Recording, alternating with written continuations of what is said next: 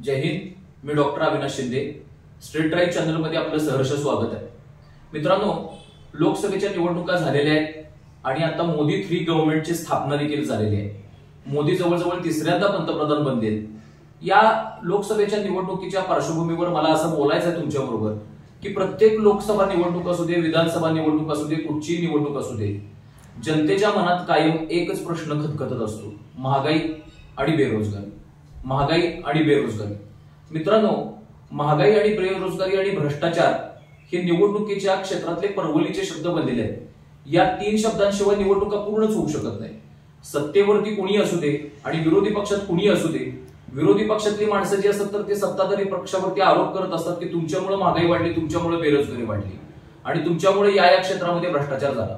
नरेंद्र मोदी सरकारचा plus point एवढाच आहे की त्यांच्या कुठच्याही मंत्र्यांवरती बेरोजगारीच्या आणि महागाईचे जरी आरोप झाले तरी भ्रष्टाचाराचे आरोप त्यांच्यावरती होऊ शकलेले नाहीयेत. कारण कुठचाही मंत्री भ्रष्टाचाराच्या दलदलीमध्ये फसलेला आपल्याला दिसून आला नाही. 2014 साली ज्या वेळेला जनतेनं काँग्रेसचं सरकार उलथून टाकलं होतं तर त्यावेळेला सर्व काँग्रेसचे मंत्री होते तर ते भ्रष्टाचारानं बरबटलेले होते आणि या भ्रष्टाचाराला वैतागूनच नरेंद्र मोदी यांच्या हातामध्ये जनतेनं कार्यभार सोपवला होता. मित्रांनो, महागाई आणि बेरोजगारी, भ्रष्टाचाराचा एक मुद्दा तुम्ही तूर्त सोडून द्या, परंतु महागाई आणि बेरोजगारी या विषयावरती प्रत्येक निवडणुका केंद्रित का होतात? प्रत्येक निवडणुकीमध्ये महागाई आणि बेरोजगारी हे परवलीचे शब्द का असतात? मोदी सरकार जाऊन काँग्रेसचं सरकार जर आलं असतं तर महागाईवरती फार मोठ्या प्रमाणात अंकुश बसला असता का? तर याचं उत्तर खेदानं असं द्यावं लागेल की नाही. विरोधी पक्षामध्ये कोणता पक्ष सत्तेवरती आहे, सत्ताधारी पक्ष कोणता आहे, याच्याशी महागाई आणि बेरोजगारीचा काही मतलब नाहीये. मित्रांनो, विरोधी पक्षामध्ये कुणी असेल, सत्ताधारी पक्षामध्ये कुणी असेल, महागाई आणि बेरोजगारी हे जे शब्द आहेत हे भस्मासुरासारखे शब्द आहेत. तर हे जनतेला या ना त्या स्वरूपामध्ये गिळतच राहणार आहेत आणि त्याची कारणं आपल्याला तपासायला पाहिजेत आणि तो तपासण्यासाठीच हा व्हिडिओ आजचा शूट करण्यात आलेला आहे. महागाई आणि बेरोजगारी ह्या भस्मासुराचा जो उगम आहे तर तो कुठून आहे? समजा आपल्या घरामध्ये फक्त 4 सदस्य आहेत तर त्या 4 सदस्यांना सांभाळण्यासाठी एक किमान 25 ते 30 हजार हा खर्च कोल्हापूर सारख्या ठिकाणी येतो आणि काही जण जे असतात तर ती तो खर्च आपल्या कुटुंबावरती करत असतात आणि छानपैकी संसार त्याचा चालवत असतात. समजा आपण गृहीत धरूया की पगार 25 ते 30 हजाराचा आहे परंतु एका कुटुंबामध्ये 4 सदस्याच्या ऐवजी 10 सदस्य आहेत तर काय होईल? तर त्याला कर्ज काढावं लागेल, त्याला वाम मार्गाने पैसा मिळवायला लागेल, कुठेतरी चोऱ्या माऱ्या करायला लागतील, आपला इन्कम सोर्स वाढायला लागेल आणि त्याला भरपूर वेळेला अनैतिक मार्गांचा अवलंब करावा लागेल. मित्रांनो, कारण प्रत्येक वेळेला जो आपण 1 नंबरचा धंदा असा शब्द प्रयोग वापरतो तो 1 नंबरचा धंदा करून त्याला आपले गोल्स आहेत तर ते अचीव्ह करण्यासाठी प्रयत्नांची पराकाष्ठा करावी लागेल. त्यामुळे साहजिकच ती व्यक्ती अनैतिक मार्गाकडे जास्त वळण्याची शक्यता असते. मित्रांनो, आपल्या हिंदुस्थान सारख्या देशाचं तेच झालेलं आहे. हिंदुस्थान सारख्या देशामध्ये क्षेत्रफळ कमी झालेलं आहे आणि त्या प्रमाणात लोकसंख्या जी आहे तर ती वाढलेली आहे. मित्रांनो, आपल्या शेजारच्याच राष्ट्राचं चायनाचं उदाहरण घ्या. चायनामध्ये क्षेत्रफळ जास्त आहे, त्या मानानं लोकसंख्या आहे जास्त. 145 करोडचा चायना हा देश आहे परंतु त्यांचं जे क्षेत्रफळ आहे तर ते आपल्या तिप्पट आहेत, आपल्या चौपट आहे. अमेरिकेचंच उदाहरण घ्या. अमेरिका महासत्ता कशामुळे आहे? लोकसंख्या वाढ जी आहे तर ती अमेरिकेनं रोखलेली आहे. काही राज्यांमध्ये जी लोकसंख्या आहे तर ती अमेरिकेच्या लोकसंख्येच्या बरोबरी नाही. एवढी अमेरिकेची लोकसंख्या कमी असल्यामुळं त्यांना क्वालिटी ऑफ लाईफ देणं शक्य झालेलं आहे. मित्रांनो, चीनमध्ये देखील काय परिस्थिती होती? चीनमध्ये काही वर्षापूर्वी अशीच परिस्थिती होती की लोकशाही मार्गाने जे चीन चालत होतं त्याच्यामुळं लोकसंख्येचा भस्मासूर फार मोठ्या प्रमाणात वाढला होता. त्यांच्या तिथं करप्शन वाढलं होतं, त्यांच्या तिथं अनएम्प्लॉयमेंट वाढली होती, त्यांच्या इथे इन्फ्लेशन रेट जो आहे तर तो तोडून जात होता, वरती उच्चांकी दिशेनं निघाला होता. अशा वेळेला तिथल्या सरकारनं धोरण स्वीकारलं की हम दो हमारा एक आणि या धोरणांवरती त्यांनी फार प्रभावीपणे आणि कडकपणाने उपाययोजना लागू केल्या आणि त्याचा फायदा त्यांना झाला. मित्रांनो, त्यांची लोकसंख्या वाढ आटोक्यात आली आणि त्याच्यामुळे त्यांची जी प्रगतीची वाट आहे तर ती सुकर झालेली आहे. आपल्या इथं काय स्थिती आहे? आज चीनची लोकसंख्या आणि आपली लोकसंख्या जवळजवळ सारखी जरी असली तरी आपल्या लोकसंख्येमध्ये आणि त्यांच्या लोकसंख्येमध्ये मूलभूत फरक आहे. मित्रांनो, आपल्या लोकसंख्येमध्ये आणि त्यांच्या लोकसंख्येमध्ये हा एकमेव फरक आहे की आपल्या इथं अनैतिक मार्गाने व्यवसाय करणाऱ्या लोकांची लोकसंख्या वाढलेली आहे, जे नॉन टॅक्स पेयर्स आहेत तर त्यांची लोकसंख्या वाढलेली आहे.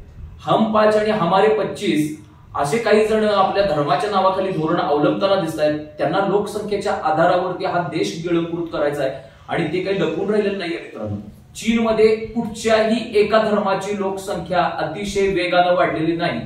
चीनमध्ये सगळ्यांची लोकसंख्या समान वाढली होती. त्यामुळे तिथल्या लोकसंख्या वाढीचा जो कल आहे तर तो आटोक्यात आणण्यासाठी चीनच्या सरकारनं काही उपाययोजना केल्या. त्यातली उपाययोजना म्हणजे हम तो हमारा एक. परंतु आपल्या इकडे परिस्थिती वेगळी आहे मित्रांनो.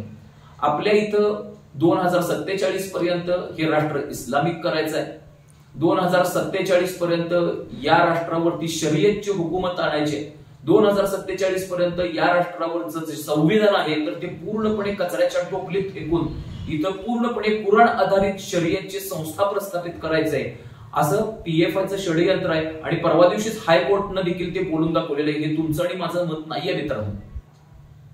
अशा लोकांची जर संख्या वाढत असेल, असे लोक जर नॉन टॅक्स पेयर्स असतील तर त्या नॉन टॅक्स पेयर्सचा जो भार आहे तर तो मोठ्या प्रमाणात आपल्यासारख्या टॅक्स पेयर लोकांच्या वरती पडतोय मित्रांनो. तर त्याच्यामुळं अनएम्प्लॉयमेंट असेल, बेरोजगारी असेल किंवा बाकीचा भ्रष्टाचार असेल, करप्शन असेल, यासारखे जे प्रश्न आहेत तर ते आवासून आपल्या हिंदुस्थानच्या समोर उभे आहेत. एका विशिष्ट धर्माची लोकसंख्या झपाट्यानं वाढते, एका विशिष्ट धर्माची लोकसंख्या झपाट्यानं कमी व्हायला लागली. त्या प्रमाणात आपला ग्रोथ रेट नाहीये आणि ग्रोथ रेट मध्ये देखील एक अनइक्वल प्रपोर्शन असल्यामुळे, व्यस्त प्रमाण असल्यामुळे मित्रांनो एका ठराविक धर्माची लोकसंख्या इथं वाढते आणि त्या धर्माच्या लोकसंख्येच्या आधारे 2047 पर्यंत हे राष्ट्र इस्लामिक करण्याचं स्वप्न काही जण मनाशी आणि काही जण उराशी बाळगून आहेत मित्रांनो. तर त्याच्यासाठी काय करायला पाहिजे? लोकसंख्या नियंत्रण कायदा राबवायला पाहिजे. लोकसंख्या नियंत्रण कायदा जर प्रचंड प्रमाणात राबवला गेला आणि तो अत्यंत अचूक प्रमाणात राबवला गेला, ज्याला आपण इंग्लिशमध्ये परफेक्टली एक्झिक्युशन म्हणतो, त्या पद्धतीनं जर राबवला गेला तर हिंदुस्थानचा विकास जो आहे तर तो सहज शक्य होईल. हिंदुस्थान ही महासत्ता होईल. आता परिस्थिती अशी राहिलेली आहे की हिंदुस्थान हा सगळ्यात जगातला बकाल राज्यांचा आणि बकाल लोकवस्तीचा देश बनलेला आहे. आज उर्मिला मातोंडकर राम नाईक सारख्या उमेदवारांचा पराजय करते किंवा गोविंदासारखा जो अभिनय क्षेत्रातला जो मनुष्य आहे तो काँग्रेस पक्षाकडून उभारतो आणि तो राम नाईक यांना पडतो. किंवा आत्ताच्या काळातलं जर उदाहरण घ्यायचं म्हटलं तर वर्षा गायकवाड जे काँग्रेसचे आहेत, ज्या कार्यानं उज्ज्वल निकम आणि ज्ञानानं उज्ज्वल निकम यांच्या पासंगाला देखील पुरत नाहीत, परंतु उज्ज्वल निकम यांच्यासारखा उमेदवार पडतो मित्रांनो.